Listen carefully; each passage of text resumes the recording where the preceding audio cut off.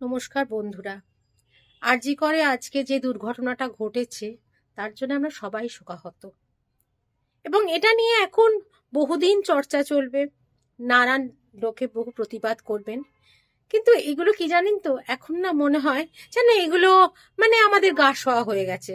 কারণ 2024-এ মানুষের গাফিলতির জন্য, কর্তৃপক্ষের গাফিলতির জন্য যা নির্মম হত্যাকাণ্ড হয়েছে, তারপরেও আবার সেই আরজি কর।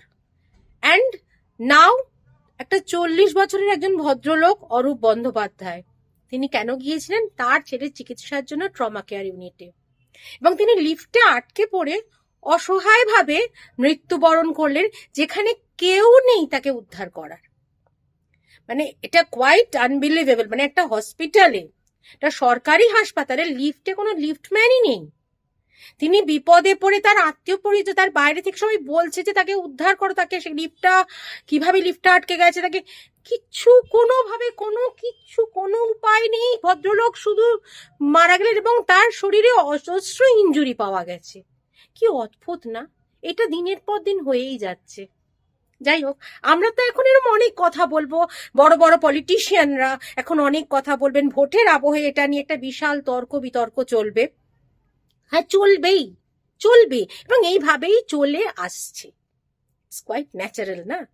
হাসবো না কাঁদবো, যাকে আমাদের ভাগ্যে এটা চলছে এখন, আমাদের দেখে যাওয়া ছাড়া কিছু উপায় নেই।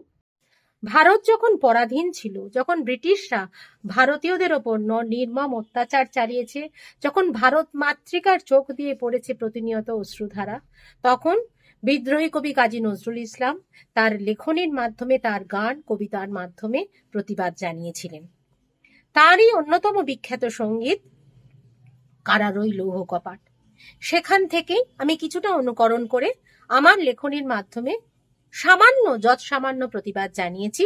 যদি কিছু ভুল হয় আপনারা নিজ গুণে ক্ষমা করে দেবেন। আমার একটি ছোট্ট নিবেদন রইল।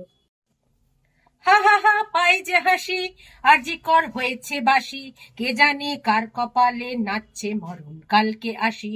প্রতিবাদ মিথ্যা জানে অসহায় মানুষ মানে, প্রতিবাদ মিথ্যা জানে অসহায় মানুষ মানে। আর কতকাল সইতে হবে এইসব সর্বনাশী, আর কতকাল সইতে হবে সর্বনাশী।